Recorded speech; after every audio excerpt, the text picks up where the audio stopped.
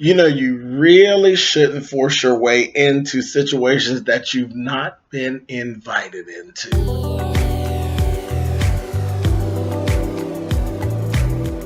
And I'm like, come on through, Corky. I'm going up on my soapbox. That's basically it.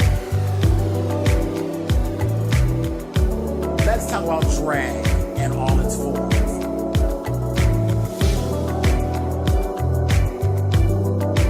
What,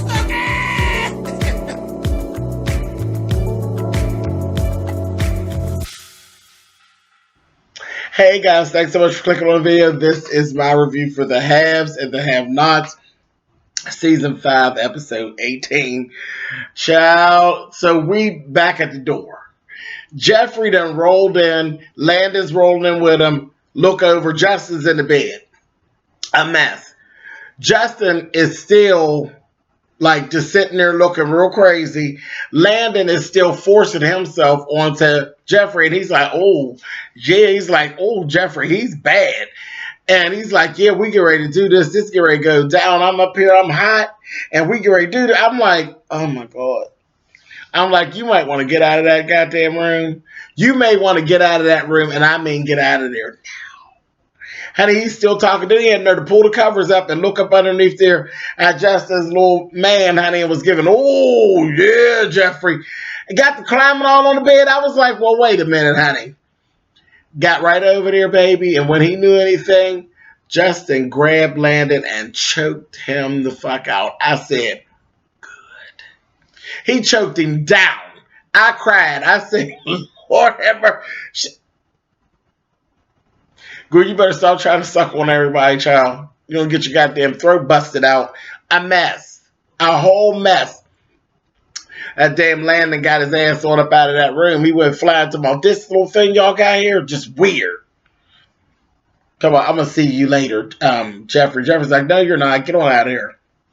Then, of course, you know, we had that whole thing that Jeffrey does with Justin, that arguing back and forth and him telling him he loved him and all of that. It went on for too long. It was getting on my real nerve, real good. Then, all of a sudden, when he finally decides to leave and he goes to open the door, Jeffrey opens the door and here comes Veronica.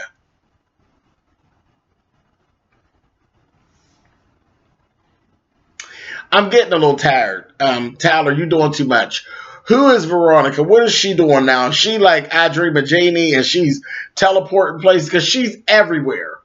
She's at David's room. She's at Erica's room. She's at Jeffrey's room. She's down at the goddamn courthouse. She's down at the jailhouse. She's at her house. She's at camp. She's everywhere. What Uber do this bitch got? It's ridiculous. Ridiculous. And somewhere in there she has time to go home and change clothes and wigs. She's at the hospital, whatever. But she come in there filming with her phone, and I'm like, getting irritated. It's getting to be a little too much. It's getting too far off from reality now, but whatever. And Justin still ain't laid no hands on her. As crazy as he is, he ain't laid hands on her.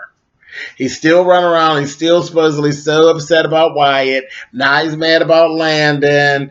And then he's like, I'm not going to hit you, Jeffrey. I'm not going to hit you. He wants to, though. He really want to bust him up. Because when he told him, he said, I don't do this. I never liked none of this. He said, no, you ain't not like none of this, but you was sucking people off in the back of your squad car. I said, oh, girl, she's a mess. Anyway, mess. But I'm getting kind of tired of that little situation. Anyway, moving on. Jim and Oscar finally get War on the phone. They try to lock the location in, can't get a lock on a location. War blows Jim off. Jim's like, all hell's going to break loose. He is sitting there with Oscar. Oscar finally tells him about the DA being dropped off at the police. That was the police station that she got dropped off at. I said, Lord have mercy. So he's like, it's everywhere. I don't know where you are and how you missed it. It's everywhere. Then we got Anna gets a phone call from Oscar, and we finally get that on. And she literally has turned Oscar down, told him don't call her no more. She's actually falling for Wyatt. She is falling for Wyatt. Wyatt, Jeffrey actually came. Wyatt was still asleep, and then Jeffrey ended up leaving again. And then Wyatt ends up waking up, and I got pissed off with Wyatt because he won't get up talking shit on Jeffrey. I said, he is really too arrogant and too cocky and all this stuff about how Jeffrey loves him. And no, Jeffrey's in love with him.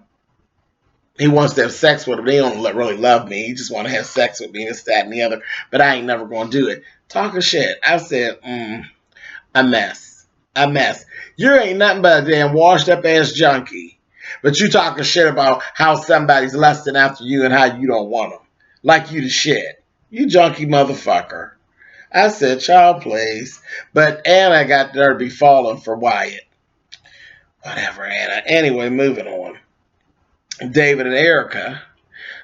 David finally wakes up. Jim was, like I said, calling him, telling him after he found out about the DA, we got a problem. He said, I'm downstairs in the lobby. David tells him he'll be right down. Jumped his funky ass up right out the bed, ain't washed his face, brushed his teeth, nothing. Got right on up, put his clothes on, and he on his way on down there telling her he going to get back. He'll be back with her in a minute. She talked to War on the phone.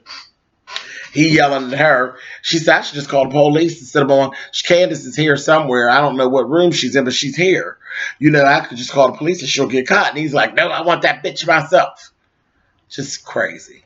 Crazy. And she's still jealous. I don't know what's up with all that business. But anyway, so they part ways.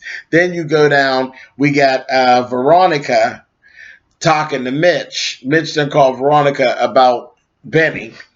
And then they all run into each other. Mitch, Hannah, Catherine, and Veronica. And it's another big blub. Again, I told you that damn Veronica's everywhere.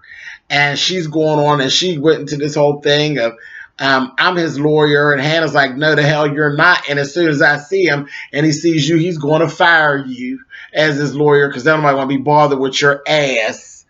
And Catherine is like, just let her do it, Hannah. She's the best. This, that, thing, the other. Hannah's like, I don't give a damn. I don't want no devils around me, child. And Catherine told her, honey, better the devil that you know than the ones that you don't, honey. And she told her, she said, you think that's something? You got a devil right by you over there, honey. Remember?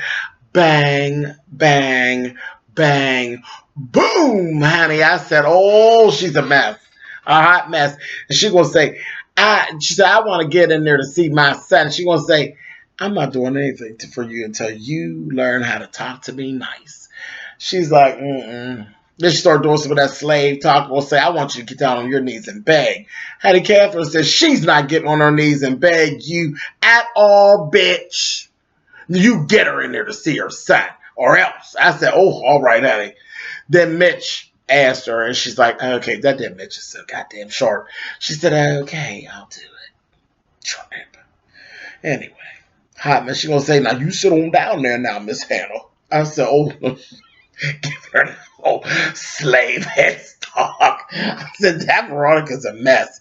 Child, just pick it. Then we had this very long dialogue between Candace and Charles, where he's basically telling her he's going to clean up her image and she'll be one of his women. And Candace is like, one of your women? No, baby, you're not going to own me. I don't play that shit. She's like, He going to say, well, maybe you just be the only one. Do right, you do me, and I'll make sure that you get done. Don't you want to start over? She's listening for a little bit, but she ain't like that one of the president's women shit, so she kicking that around.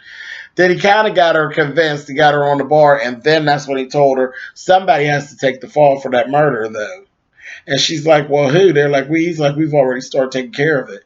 Your phones and all that stuff been destroyed. And he ends up telling her the person is Benny, honey. And she's sitting there, and I ain't so sure about Candace because she didn't look like her wheels stopped. Because I thought her wheels would stop spinning and she would cuss his ass out. But it didn't look like her wheels stopped spinning. So I'll be waiting till next week to see what the hell she got to say. And, yeah, we'll see what's going to go on. Candace, bitch, you better not try it. I'll talk to y'all next Tuesday.